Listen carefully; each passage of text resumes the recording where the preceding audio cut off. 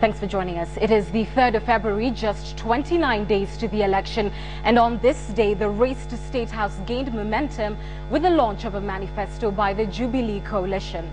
Now, the manifesto is founded on 3 key pillars that the coalition leaders hope will convince voters to elect them in next month's election. The coalition's first pillar is unity, and under this, the coalition says its government will work towards national cohesion through the elimination of ethnic division. It's also under this pillar that the coalition says it will ensure security prevails. Other areas to be focused on under the pillar include education, youth, and women empowerment.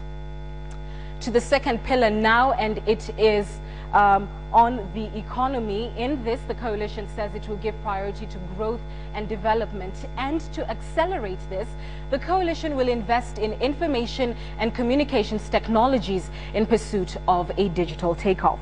And then finally, to the third pillar of the Jubilee coalition, the theme is openness.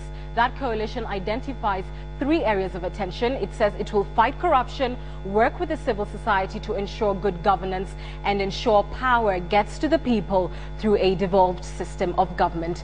KTN's Rita Tinina followed the proceedings today at the Kasarani gymnasium and now files this report. Many promises you have made out there. How do you plan to finance them to ensure that Kenyans get those services that you have promised?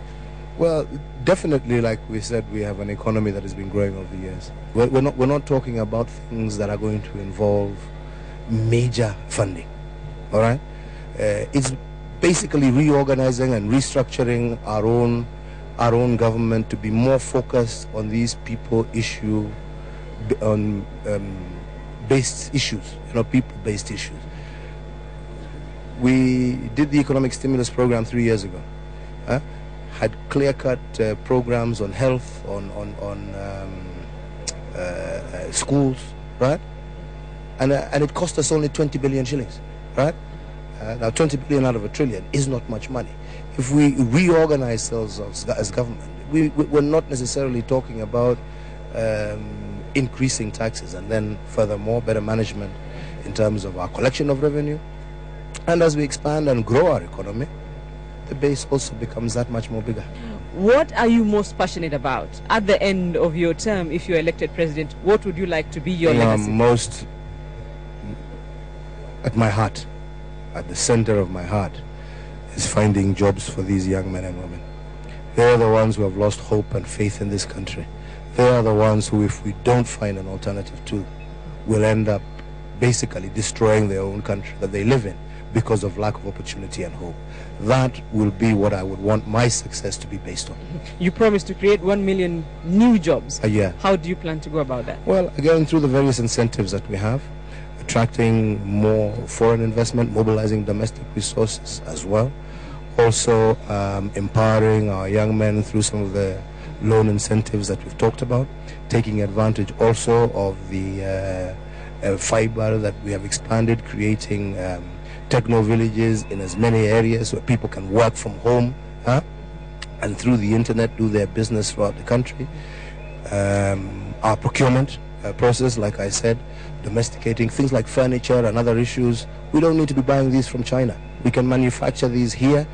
Young men and women can do them, right here. And government is a purchaser straight off. Yeah. These are some of the ideas that we have going forward that would really help us find gainful employment for these.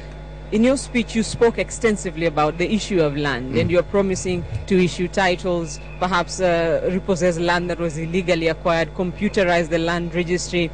Do you think after 5 decades of a land problem that is quite so emotive in the country, do you think you can finally have that answer to the land question? I believe so, and that's why I keep saying that what we always do is we take land as a political football.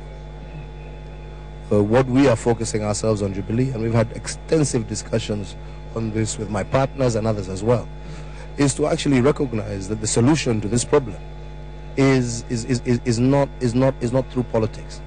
Yeah? It's this issue of adjudication, fast-tracking it, right?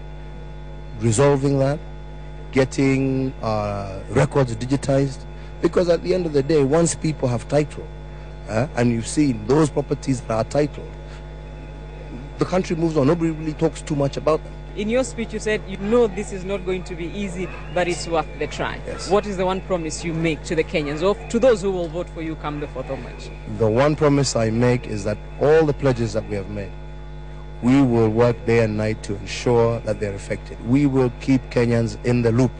Right?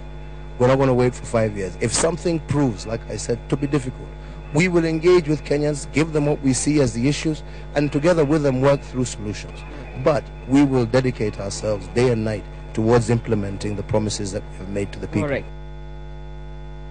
All right, Rita Tanina speaking to Uhuru Kenyatta, and what a manifesto launch it was. Jubilee going big not only in words but also in style, just as they have been doing ever since Uhuru launched his TNA party. The manifesto launch at Nairobi's Kasarani gymnasium was attended by all the Jubilee Alliance partners and members of the partner political parties.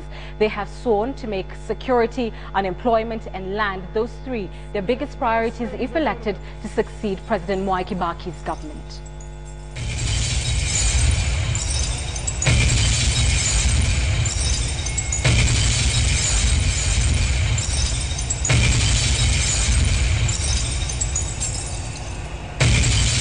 Ladies and gentlemen, it is a manifesto that is specific, measurable, achievable, realistic and time-bound. It is smart, simply smart. This manifesto will transform our country into a cohesive, just and prosperous nation that we all yearn for. We are on a mission of transforming Kenya. We believe in an independent and self-reliant, and we believe yawezekana kusema na kutenda. The year is the Jubilee year. By the Jubilee generation, and in this Jubilee election, we will realize our collective future, promise by promise, in steady steps from March 4th this year. The future of this country is in your hands, ladies and gentlemen. Team up with the Jubilee and make it happen.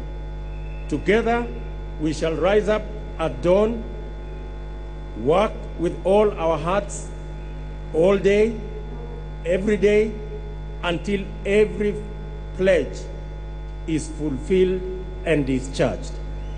You have seen us deliver before. You can trust us with your future. Our promises, ladies and gentlemen, are based on an understanding of the problems we face and a determination to deliver real results for every Kenyan. We do not, for 1 minute, claim that this will be easy. But to those who say we cannot achieve our objectives, I say we cannot afford not to try. For too long,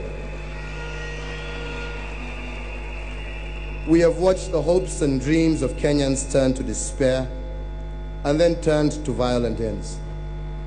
Our coalition will not stand idly by and watch the dreams of more Kenyans destroyed.